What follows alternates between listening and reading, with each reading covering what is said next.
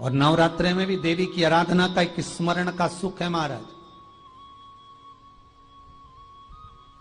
ज्योत का विधान है, नवरात्रे में देवी की ज्योत लगती है, अखंड ज्योति लगती है, जवारे बुआए जाते हैं, कलश लगता है।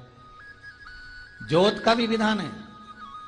जिसके यहां दिया अखंड जलाया जाता है, अगर वो दिए की लो, दिए की बाती अगर दक्षिण दिशा की होती है तो उसके घर में साल भर में एक घात जरूर होती है।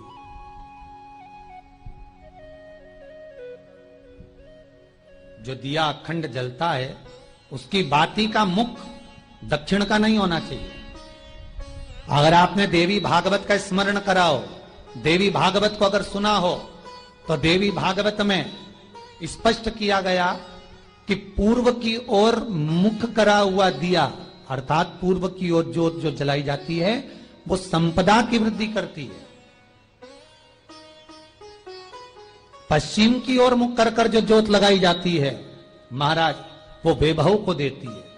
और उत्तर की ओर जो मुख कर कर ज्योत जलाई जाती है, उत्तर की ओर जो ज्योत का मुख रहता है वो आयु की वृद्धि करती है, घर में अकाल मौत को रोकती है।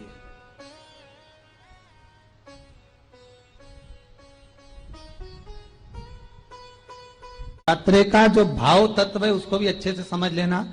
दक्षिण की ओर ज्योत ना लगाएं। अगर आपको लगाना है पूरब की लगाएं, पश्चिम की लगाएं या उत्तर की लगाएं। और जितने दिन महारानी जगदम्बा जगतधात्री दुर्गा भवानी, अब की बार माताजी घोड़े पर आई है। हर बार देवी बदल बदल के आती है, इस बार जो नवरात्रे आए वो घोड़े के आए।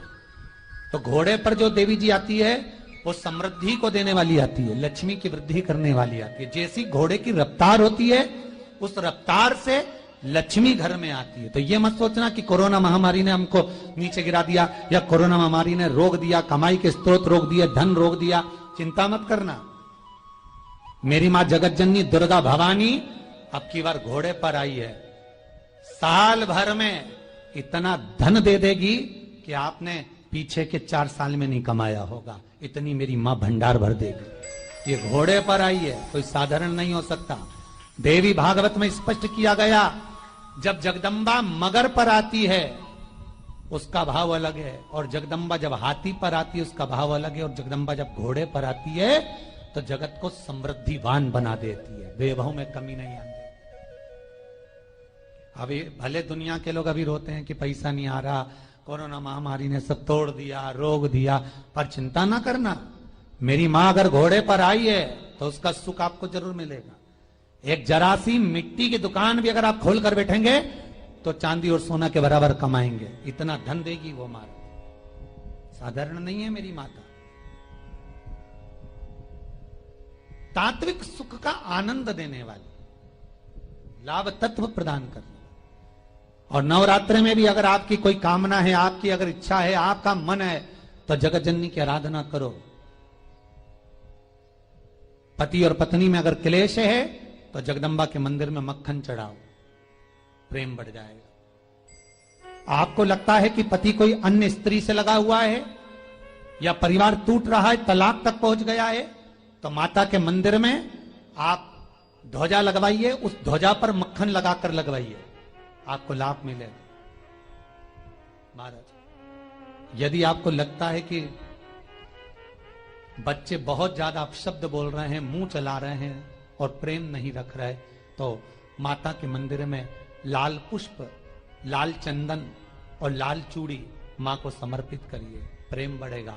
बच्चा कभी आप जी से कम नहीं बोलेगा, प्रेम की भाषा निकलेगी मुझसे। मां जगत जननी की आराधना, जगदम्बा की उपासना। नवरात्रे में 9 दिन में से कोई एक दिन ऐसा ले लो जिस दिन कन्याओं का भोजन कराओ, साथ में उनको लाल चुनरी ओढ़ाओ या कोई लाल वस्त्र, लाल पूजन की सामग्री उनको दो, सुख मिलेगा, आनंद आएगा।